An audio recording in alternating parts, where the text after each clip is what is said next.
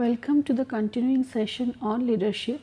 In this session, we will try to know about the transformational and the transactional models of leadership, authentic leadership, ethical leadership, recent concepts of leadership like team leadership, and more so we will try to focus on the different cultures and what leadership means in those cultures. So, to start off with, we will try to discuss the difference between transformational leadership and transactional leadership. So, both the theories, transformational leadership and transactional leadership, emphasize an exchange process between the leader and the follower. But when you are talking of transactional leadership, it is it is a style of the leaders who are guiding, who wants to guide or motivate their followers in the direction of established goals by clarifying roles and task requirements. So, leaders want to their followers to identify in the direction of what must be done to accomplish their desired results, and uses the path goal concept as the framework. So, and the leaders rely on contingent rewards in the sense like contract exchange for rewards in terms for effort taken, then promises reward for good conduct and good performance, recognizes accomplishments. So, and management is done by exception in the sense passive, it is intervene only when it is required and when the standards are not met, and active in the sense it searches for deviation of rules and standards, and when it takes corrective action when such deviations are there. So, and laissez-faire in the sense it shows that when contingent rewards are used, then followers show increased in performance and satisfaction. So, in management by exception, the followers are left on their own and the leader does not intervene until and unless the objectives are not met.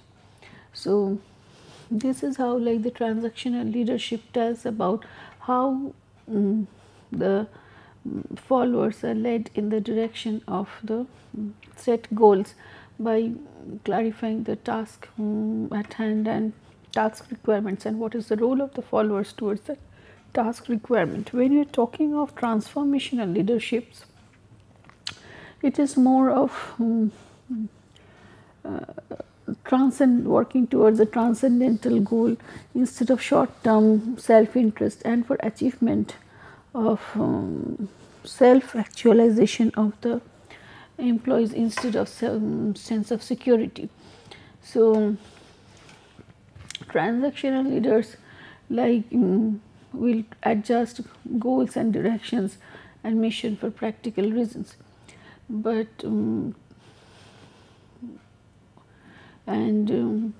transformation leaders will make major changes in the firm's mission, way of doing things and human resource management, in the sense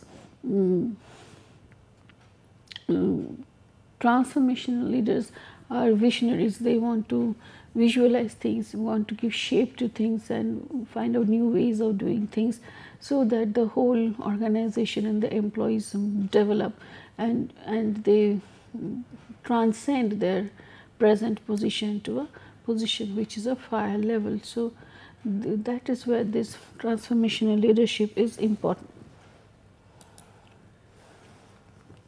So, when you are talking of transformational leader, the influence is that of idealized influence, provides a vision and sense of mission, instills pride and gains respect and trust. It is a style of inspiration, like which talks of communicating high expectations, uses symbols and efforts express important purpose in simple ways.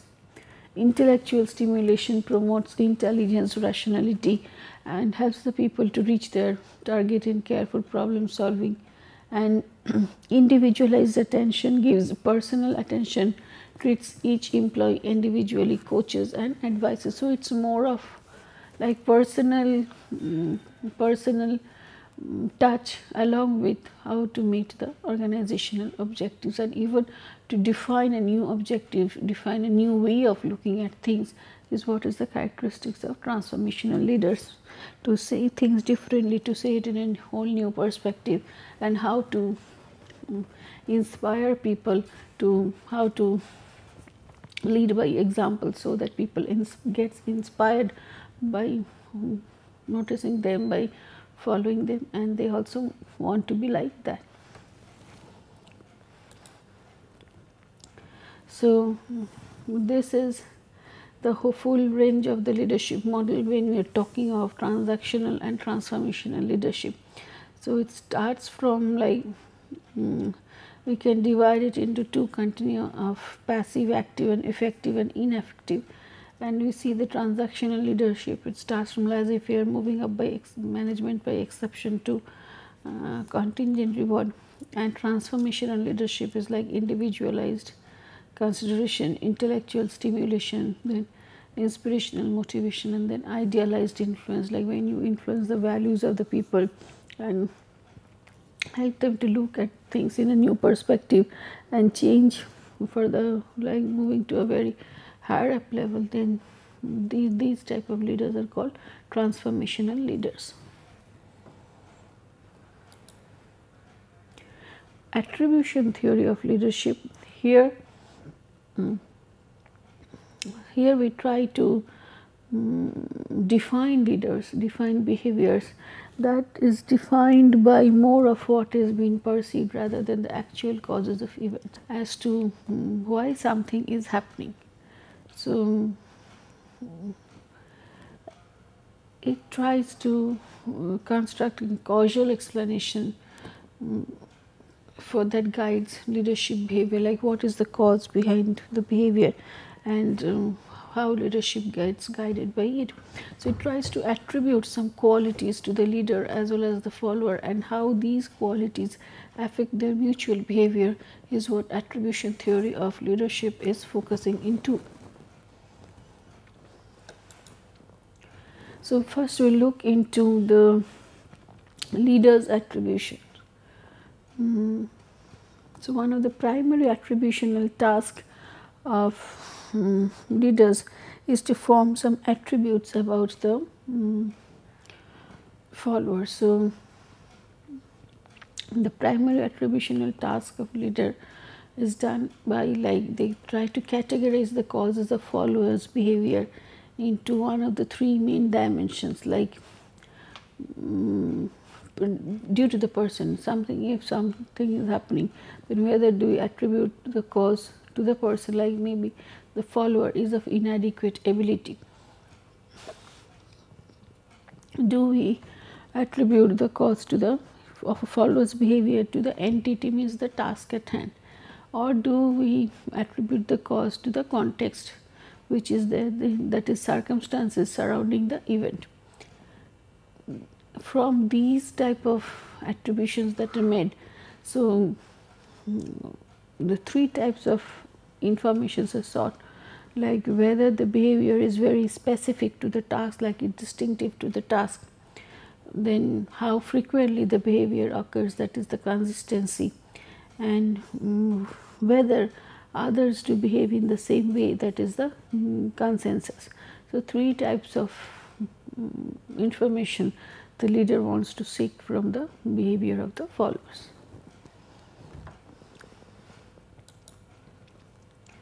The qualities that are attributed to the leaders, like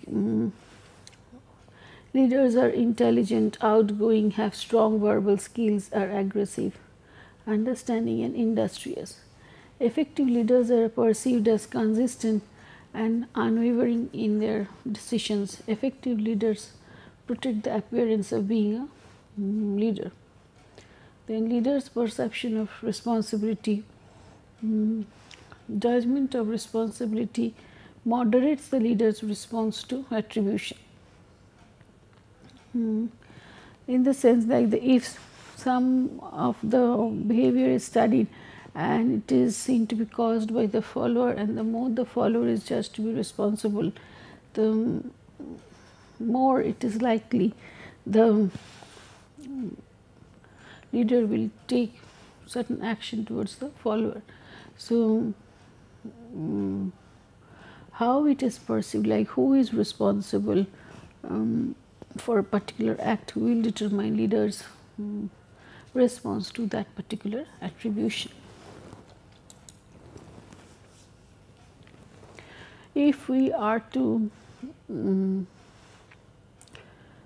see, if we are to like evaluate attribution leadership model, it is better than the trait and the personal behavioral theories in explaining the leadership behavior, because it tries to explain why behavior happens. So, and it offers some, it throws some light on the explanation of leaders' response to followers, and we can predict like how it's going to happen. So, but it emphasizes two linkages, like leaders attempt to make attributions about poor performance. Leaders' response is determined by attributions made by him or her, and but the research support is limited to this type of theories.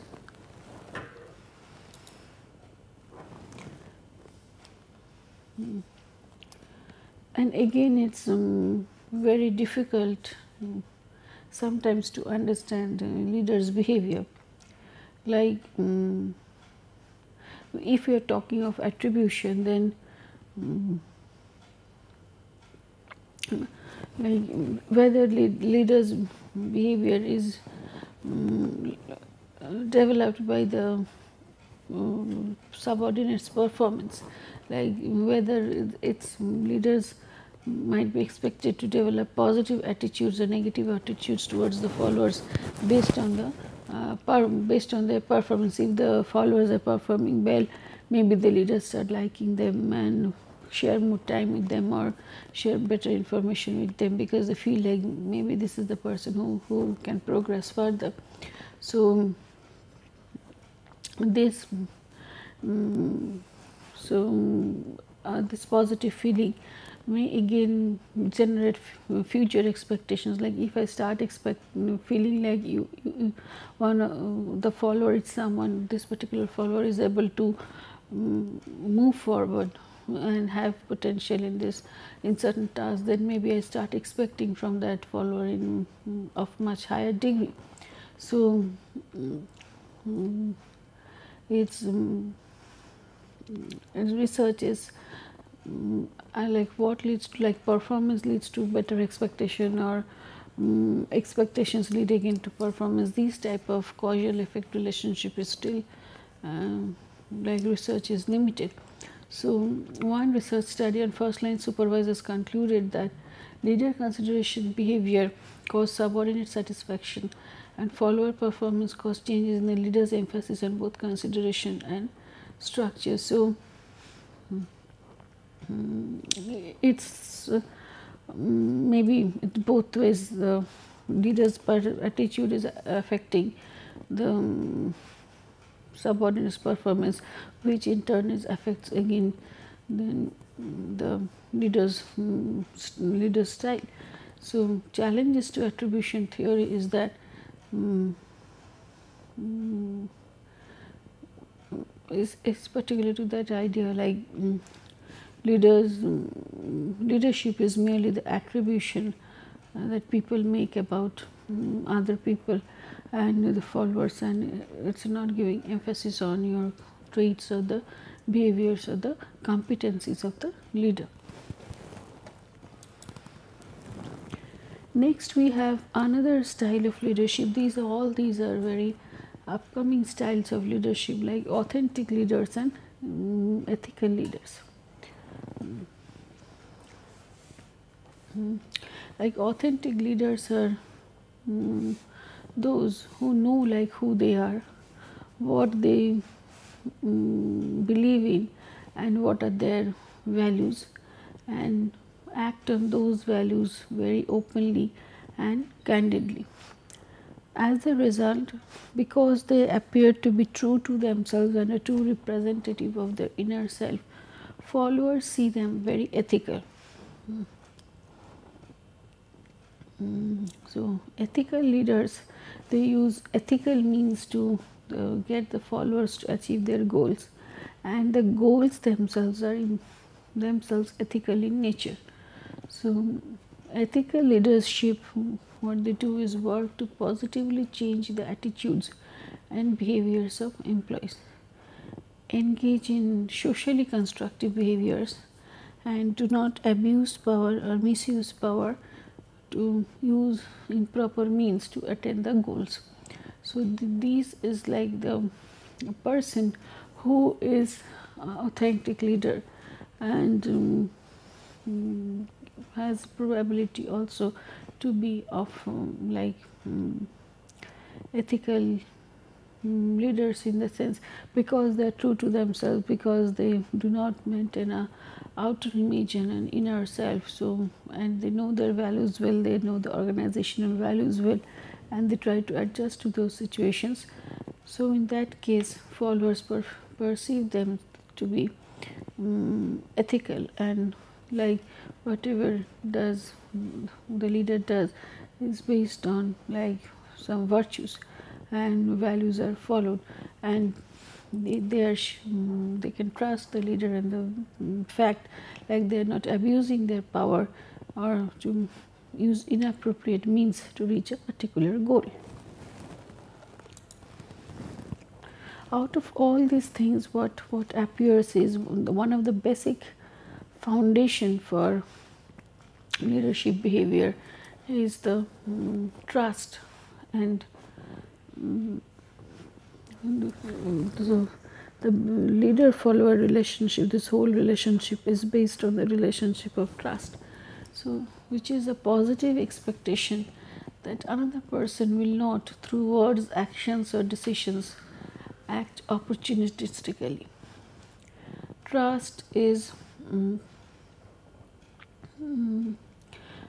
history dependent process like familiarity. So, how do you know, like how can you trust, like I know that I person, like previous incidents have proved like I can trust this person sort of. So, it's history dependent process based on relevant but simple limited samples of experience. So, like risk taking some behavior is there. So, I want to take some risk also and find out like whether this person is trustworthy or not. So, this is a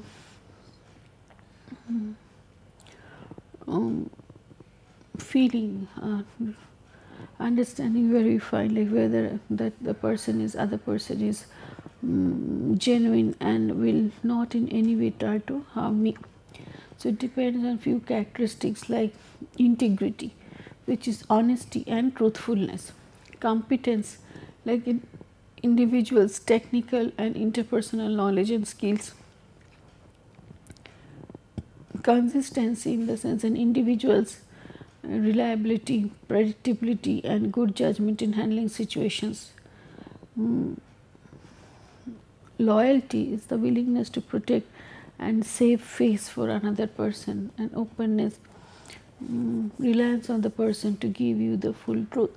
So, these are few characteristics which defines whether a person is truthfulness, is trustworthy or not. And you see integrity to be the primary characteristics of when we define whether a person is trustworthy or not. Integrity, competence, consistency, loyalty and openness are the 5 characteristics which defines like the level of trust and trustworthiness of a person.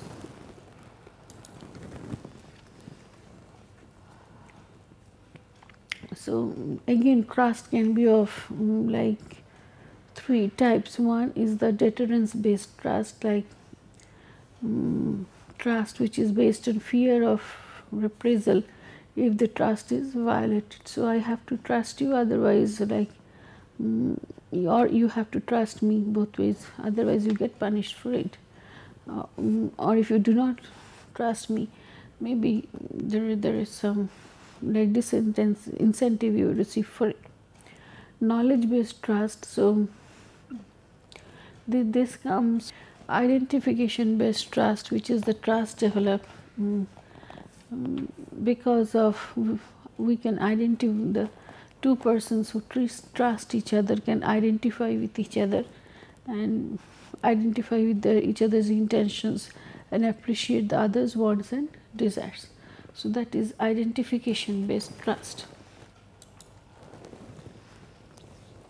And those trust, like whether when it is coming to knowledge based trust and identification based trust, they develop some more better bonding between the leaders and the followers, and they can share their information, share their true self to each other without fear of being reprimanded for it.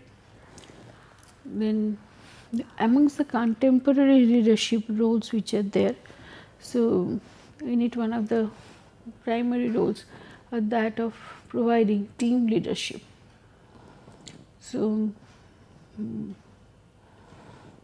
team leadership, what has to be done? So like here the leader acts as a liaison with external environment, serve as troubleshooters, manage conflict and coaching to improve team member performance.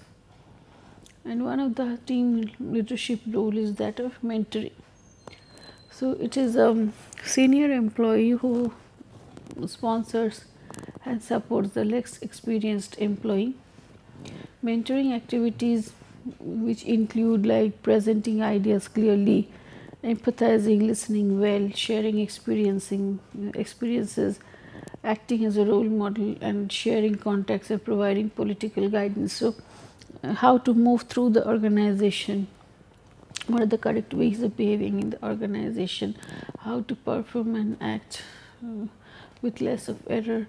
So how to adjust within the organizational situations, this is what the mentor can guide the new employee about other less experienced employee on these factors. Another contemporary leadership role is that of self leadership. So self leadership is a set of processes in which through which the individuals control their own behavior. So for creating self leaders, it's very important to view oneself in a like see to think of oneself as a self leader, that is modeling self leadership. So encouraging employees to create self set goals, encouraging the use of self rewards, in the sense if I reach my goal, maybe I'll take one day off or I'll appreciate myself, this sort of things. And creating positive thought patterns, like how to reach a particular goal, what are the ways, how to set the objectives, map it down to the goals, and what are the steps taken to reach that goal. This whole process, like creating positive thought patterns, how to find linkage between the apparently separate entities, like points which appears not to be linked with each other. How do we form linkages and how do we make meanings out of things? So these are some positive thought patterns which which a person should nurture. Then create a climate of self leadership.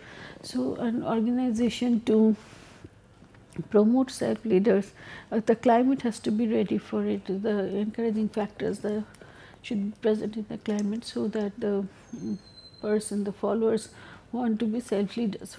And encouraging self criticism, that is also important, like self criticism in the sense evaluating one's own work and to find out how it can be improved.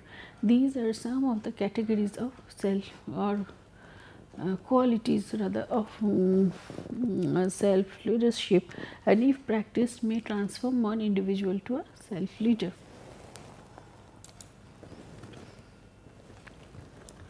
So online leadership is when you are like leadership in a virtual team. When it happens, it's leadership at a distance, and it is like building trust through that is very important. So when there is a lack of face-to-face contact in electronic communication, it removes the non-verbal cues that support verbal interactions. So there is no supporting context around to assist the receiver to take the cues of how to interpret the setting and the effect of non-verbal behavior, and to holistically study the situation to understand what that actual behavior pattern is. So this the structure and tone of electronic messages can strongly affect the response of the receivers. So the media itself has its own qualities which attributes get it's a different phenomena, and the message gets interpreted in that way. Like a person's verbal and written communications may not follow the same style. And writing skills generally becomes an extension of interpersonal skills.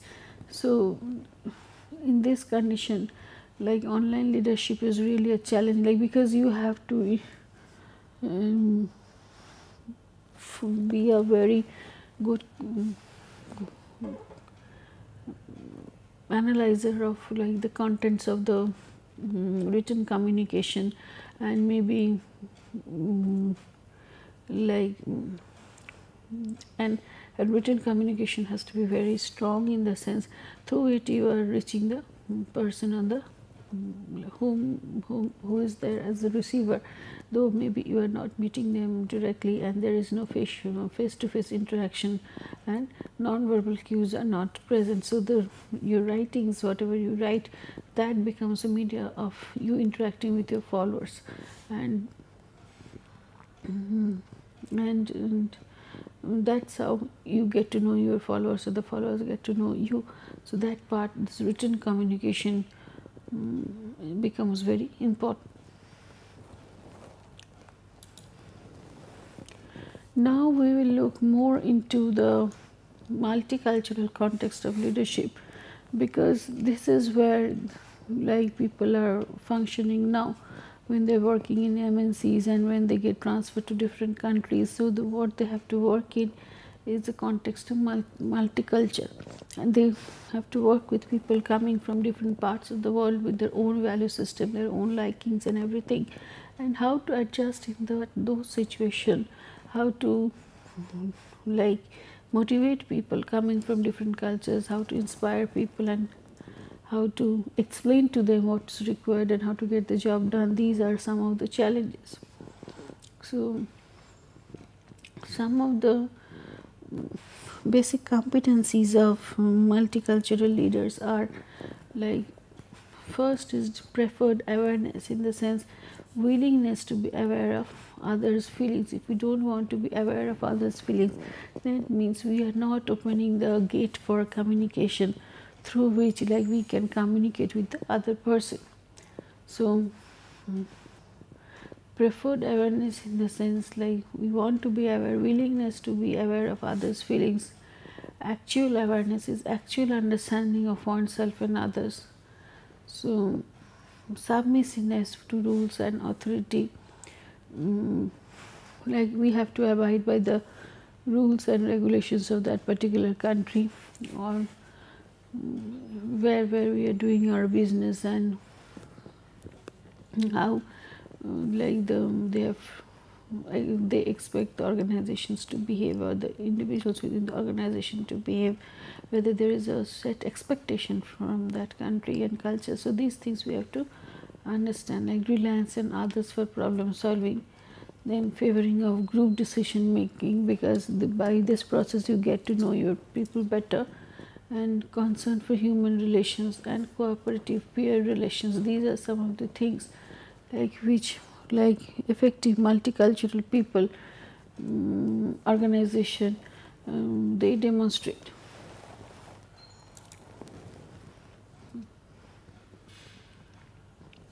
So, other factors which are important are who are the subordinates and who are the peers and who are the superiors, what is the task at hand and what are the task environment. So, there is no particular way or universal way to lead, but there are differences in style amongst the people and preferences which can make job less frustrating, because sometimes you like you want to work under a person, be more happy with someone who understands you and your need and try to adjust tasks to that, and from whom you can learn about the attitudes of behaving with others, like how to assimilate this person within yourself. These are some of the qualities that you would love to learn from your leader, and that makes the job less frustrating and more enjoying. If you start liking your leader and you want to be like that leader and are comfortable working with leader.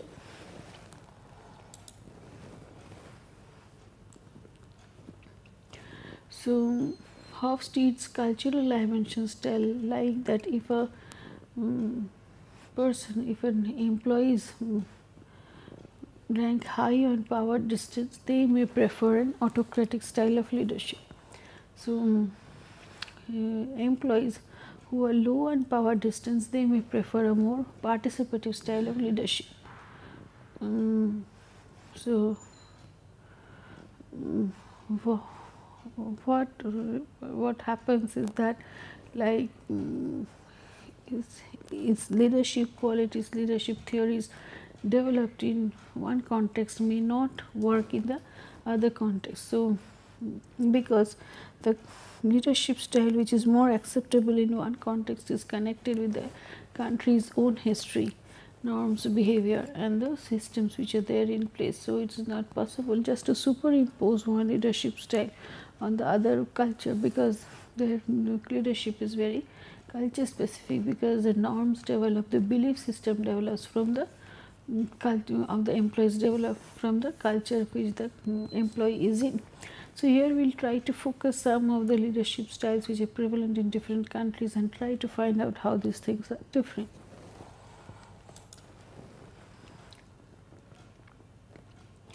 Like attitudes of European managers towards leadership practices. The higher level managers tend to express more democratic values than lower level managers in some countries. In other countries, the opposite was true. The company size tends to influence the degree of participative and autocratic attitudes. So, young managers were more likely to have democratic values when it came to capacity for leadership and initiative into sharing information and objectives. So, if you see, most European managers tend to reflect participative values and democratic attitudes, but again it is not true in every country. Organizational level, company size and age seem to influence attitudes towards leadership. So, this is what is general is about true about European managers. Japanese leadership style is more of paternalistic in approach. So, it promotes high safety or security need, which is present among home country based employees as well as MNC expatriates. So, Japanese leaders believe more in the capacity of the subordinates for leadership, and they want to promote that. They do take initiative for promoting that, and that is what it differentiates from managers from other countries. So, difference between the Japanese and US style of leadership is except for internal control, like large US firms tend to be more democratic than small ones, and the profile is quite different in Japan. So, younger US managers appear to express more democratic attitudes than older counterparts. Like Japanese people, they believe in theory Z, and for managing people, and use assumptions and approaches provide like it's a comparison, like when you're talking of theory Z, which is theory Z, and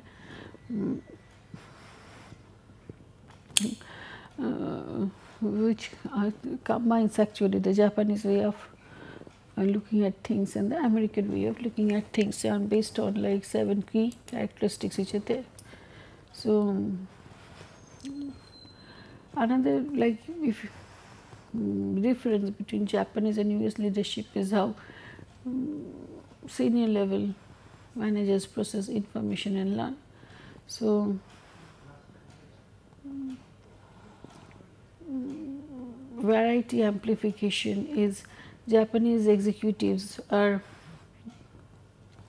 taught to tend to use variety amplification. So the creation of uncertainties in the analysis of many alternatives regarding future action. US managers are told variety reduction. So to use the variety reduction, the limitation of uncertainty and focusing on action in a limited number of alternatives. If we are looking towards China and the leadership style in China, so the respondents in one study assign importance to individualism, which was measured by the importance of self-sufficiency and personal accomplishments, and like collectivism, which was measured by the willingness to subordinate personal goals to those of the work group with an emphasis on sharing and group harmony, and Confucianism measured by the importance of societal harmony, virtuous interpersonal behavior, and personal interpersonal harmony. So these were the 3 areas in which the respondents assigned their importance. So what we found is that the new generation group scored significantly higher on individualism than did the current or the old generation groups. So they again scored lower than the others on Confucianism and collectivism. So this is maybe reflection of the new era, time in which there is more openness to experience, and that is the social reform era. So because they have greater influence, or the greater exposure towards Western societal influence, so they prefer leadership style because they are more exposed to Western society, and they maybe want to be like those people. They prefer leadership style which is similar to that of Western managers. Leadership in the Middle East. So,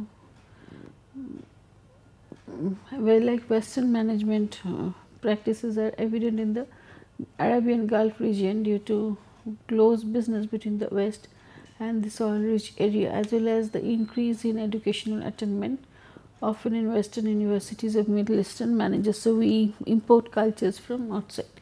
So like the organizational culture, level of technology, level of education, these are some good predictors of the decision making styles in the United Arab Emirates. So in the young Arabs, there is a tendency towards participative style of leadership style, middle managers, as well as among the highly educated managers of all ages. So participative leadership style, which is tried to be followed in the Middle East. So when you are going to differentiate the Middle Eastern and Western management, you find like according to different dimensions, what you find is that in Middle Eastern management, leadership is highly authoritarian tone, rigid instruction. When you are talking of organizational structure, it is highly bureaucratic, over centralized with power and authority at the top, vague relationships, ambiguous, unpredictable organizational environment. Western management is less bureaucratic, more delegation of authority, relatively decentralized structure. Performance evaluation and control, informal control mechanism, routine checks in performance, lack of vigorous performance evaluation system. So, it is fairly advanced control system focusing on cost reduction and organizational effectiveness. Personal policies are like in Middle Eastern countries, it is heavy reliance on personal contacts and getting individuals from the right social origin to fill the major positions. So, while in Western it's sound personal management policies, candidates qualification are the major important. So, communication, it depends on the social position of the social position, power and family influence are ever present factors. So, chain of commands are to be followed rigidly, people relate to each other tightly and specifically. So, friendship is intense and binding. So, in Western countries it stresses generally on equality and minimization of difference. Peoples are related to each other in loose and generally. So, what has happened, its friendships are not that much intense and binding.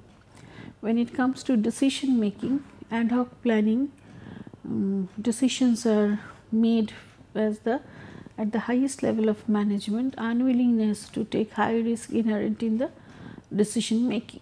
So, in the Western it is sophisticated planning techniques, modern tools of decision making are applied and elaborate management information systems. So, it is more like systematic when it is come to the decision making process when you are talking about the Western countries as compared to the Middle Eastern countries. So, this is of a ranking of the most important leadership attributes by the region and country cluster. What we find like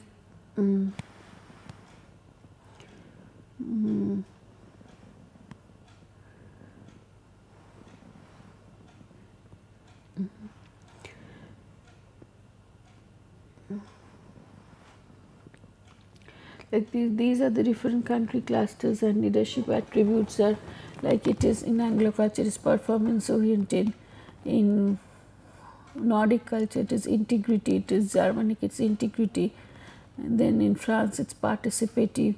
Leadership style is inspirational and performance oriented, not autocratic. Like in as per the leader is concerned, whether the visionary or performance oriented or administratively skilled. So, what we can see, we can classify at least some of the leadership qualities based on these country clusters and try to find the differences in them.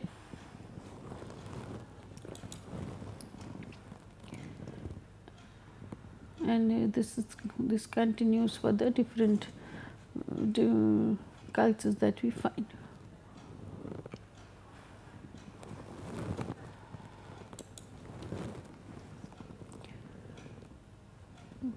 In developing countries, like managerial attitudes in India are similar to Anglo-Americans towards the capacity for leadership and initiative, participating and internal control, but different in sharing information and objectives. So, leadership styles in Peru meant to be close to those in the United States than previously assumed. Developing countries may be moving towards a more participative leadership style. Why this is happening? Because maybe the developed countries are getting attracted towards the developing countries. As far as businesses are concerned, they want to move to those countries to do their businesses, they want to employ people from there. So, these countries have to adapt to the leadership style and to learn the leadership style of the developed countries, so that this smooth flow of business continues. So, in those cases mostly and because there is no longer psychological barriers existing, and it's an open communication world. The West is so close to the heart of people, or they in the sense are getting exposures to Western way of leadership. So, the people may get attracted towards it and learn the good parts of it and be maybe participative leadership is what that is getting, people are getting attracted towards.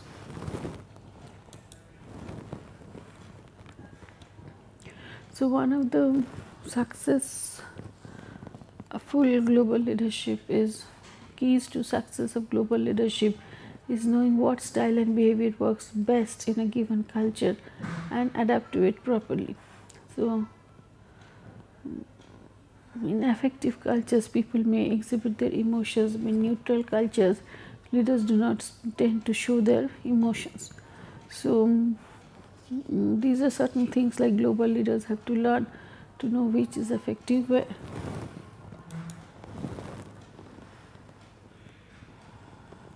So, there are certain tips of like when managing or managed in affective cultures, avoid detached, ambiguous and cool demeanor because this will be interpreted as negative behavior.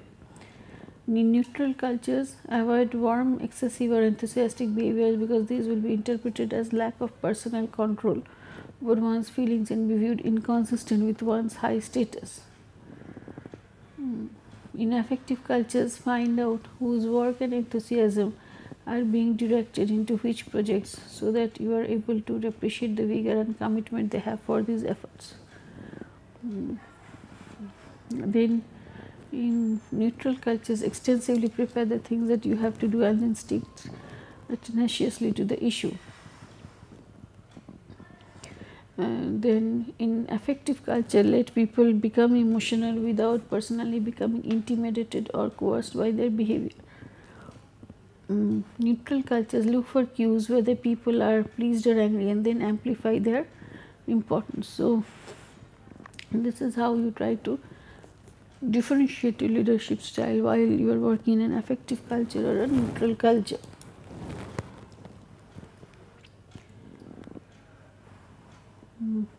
Then again, while this is again certain ways that we have to remember, like while doing business with individuals in like affective cultures for those who are from neutral cultures.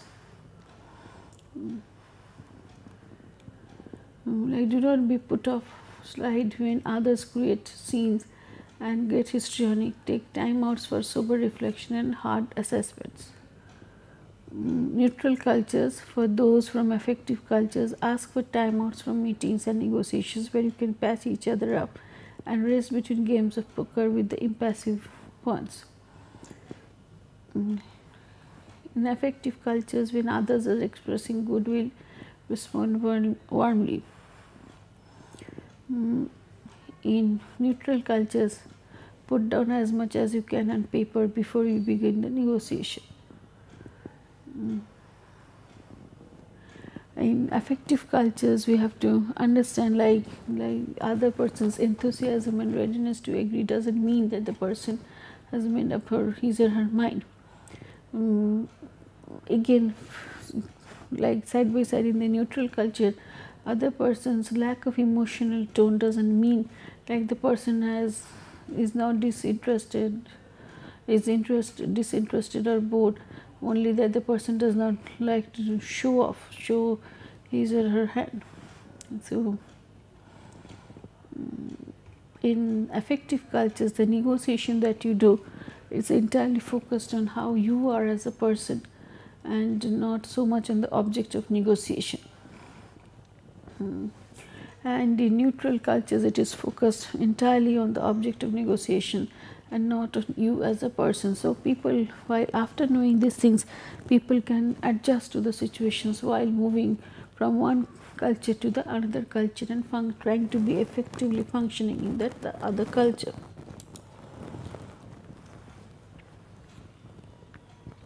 In affective cultures, like people really reveal their thoughts and feelings both verbally and non-verbally. In neutral cultures, people often do not reveal what they are talking about or feeling, thinking or feeling. In affective cultures, emotions flow easily, vehemently and without inhibition. In neutral cultures, emotions are often dammed up and occasionally they may explode. In affective cultures, heated, vital and animated expressions are encouraged. In neutral culture, cool and self-possessed conduct is admired. In affective cultures, touching, gesturing and strong facial expressions are common. In neutral cultures, physical contact, gesturing and strong facial expressions are not used. In affective cultures, statements are made dramatically. In neutral cultures, statements are often read out in monotonous voice. So, here we find like the affects how to adjust in different cultural situations. This is very useful for expatriates and to get adjusted in a particular cultural situation so that they can perform well. Now, when we are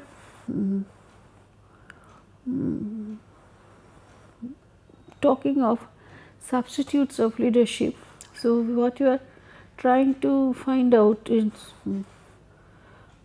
leadership substitutes are task, organizational or subordinate characteristics that render relationship and a task oriented leaders as not only impossible but also unnecessary. So, maybe leaders are not required in that type of situation. Leadership neutralizes something that makes it impossible for leadership to make a difference. So, these are certain things like how much difference a leader can make or whether leadership is at all required or not. When these type of questions are coming, we are looking into substitutes for leadership. So, though it is claimed to be prominent in many organizations, but leadership approaches fail to include them in efforts to explain behavior. Like the subordinate's ability, need for independence and professional orientation can neutralize a leader's task oriented influence, and a cohesive work group and intrinsically satisfying task can negate a leader's relationship oriented influence. So, how to, like in what situations the influence of leaders get minimized and or they are replaceable is what we are looking for when you are talking of substitutes for leadership. Like substitute or neutralizer, if you are talking of subordinates characteristics is experience and ability and training of the employees, they can substitute instrumental leadership. Professional orientation can substitute supportive leadership and also like instrumental leadership. Like indifference towards reward in a particular employee can neutralize the effects of certain supportive leaders and also instrumental leaders, because if I am not attracted towards like the reward system, I am intrinsically motivated, then I am less concerned about like how my leader is perceiving me, whether that person is giving me support or not, whether that person is giving me positive strokes or not, because these things like do not matter to me much. I am happy with the things that I am doing. So, whether the leader praises me or not, whether the leader tells me to do certain task or not, I will be doing my own task, which is given to me by the organization, because the task itself is very motivating for me. Then task characteristics is structured routine task, it substitutes like the instrumental leadership. Feedback provided by task is also substituting the instrumental leadership, and intrinsically satisfying task it substitutes the supportive leadership. Organizational characteristics like cohesive work group, it substitutes the relational, the supportive leadership and the instrumental leadership. Low position power is like it again neutralizes the both styles of leadership. Like if there is a great formalization, then it acts as a substitute for instrumental leadership. Inflexibility in rules, like rules policies, it will neutralize the instrumental leadership, which is task oriented. Dispersed subordinates work sites, it's like neutralizer for both the tasks, because in those cases, like maybe we are not in direct contact with the leaders for supportive feedback and the task to be explained. So in those cases, these employees in the different work sites are functioning like the self leaders. So all these two things get neutralized by when you are talking of dispersed subordinate work sites. Next we move to certain questions after we have gone through the whole discussion of what is leadership, what are the different styles of leadership, what are the different new upcoming things in leadership. So just for a recapitulation, here we have defined what is leadership. It's a way of influencing the thought process and behaviors of others and motivating them, inspiring them to do certain things which towards leading an organizational objectives. We have tried to see whether leadership is a trait and whether it is a behavior or it depends on situations or contingencies. And there we have tried to look into various leadership things like charismatic leaderships, which is more focused on like the traits of the person, the competencies of the leaders to attract followers and inspire followers to do certain things, and what are the behaviors expected in a particular leader. We have focused also into the competencies of leaders required for different types of situations, and which is situations. Competencies are like as per the need of the situation and also for the functions of the organizations. What are the knowledge, skill, ability which helps the person to come up to what are the qualities in the sense knowledge, skill, ability, qualities which are required to be a leader in a particular situation for a particular task. We have focused into the situation specific leadership, like as per the need of the situation, what is the leadership style. We have taken into consideration also the role of followers in defining leaders. We have taken into consideration the attributes which the leader and followers make to each other and how they affect their functioning. We also have focused into the ethical issues of leadership when we are talking of authentic leadership and ethical leadership. Also we have discussed about transformational and transactional leadership and what is the role of culture and culture specific leadership behavior, like how to know what is the proper leadership style when you are functioning in US, China, Japan, India. So we have tried to draw a comparative analysis also, so that when people are working outside their own specific domain, they won't have to adjust to those situations and learn those leadership styles so that they can function properly. So we have discussed authentic leadership also, and maybe so all these styles, inspirational leadership, there are more of leadership styles, and upcoming new leadership styles are coming up, which maybe you have to search for yourself, find out what is a collaborative leadership style, what is a new leadership styles like alpha leadership if it is coming up. When you're talking of servant leaders, who are they? So these are different ideas of leadership style which are emerging based on the need of the situation, based on the type of organization that you are functioning, and which of the style is effective for different situations. So this was the basic discussions, but the leadership styles do not end over here, or it's not like it's very rigidly compartmentalized. You can mix and match between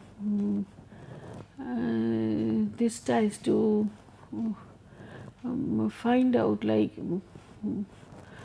which is the leadership style, and how do you know what are the competencies of that leader, what are the expectations from that leader, how he functions, and what are the situations which make that leadership style more appropriate. So with this we'll move to the questions like what is leadership, compare leadership versus management, discuss the different functions of leadership, what are the different approaches to the study of leadership, discuss the different leadership styles and a behavioral approach, which style according to you is more effective and why, discuss the different leadership styles and a situational approach, which style according to you is more effective and why. Write short notes on charismatic leadership, attributional theory of leadership, authentic leaders and effective behavior, trust, the foundation of leadership, and substitutes for leadership. What are the contemporary leadership roles? Discuss the significant aspects of online leadership. What is multicultural leadership and why knowledge of it is important for managers? Discuss with suitable examples the significant aspects of leadership approaches in developing countries. So we'll end our session over here with the expectation like this is a warm up for you to get interested, inspired to knowing more of the relevant leadership styles, emerging styles, and to see how they are useful and how they can be used properly for inspiring people. So maybe we repeat again, the job of leader is today maybe not to lead. No, it is one of the jobs, we know it, but it is not only to lead, but to develop leaders, to make leaders out of the followers, to inspire people. It's not motivate people, but to inspire people by their own examples, by their own functioning, by their own virtues, by their own, they themselves being role models. So it's an immense responsibility on the leaders. So cultures may have their influence, but the leadership style which is accepted and which functions in one culture accordingly, like how a leader of that particular culture, what he or she does to inspire and how he inspires the followers to be next day leaders. This is maybe one of the primary functions of leaders, and importance of that is the importance of leadership. And if that is done, maybe the organizations will excel in its performance. Thank you.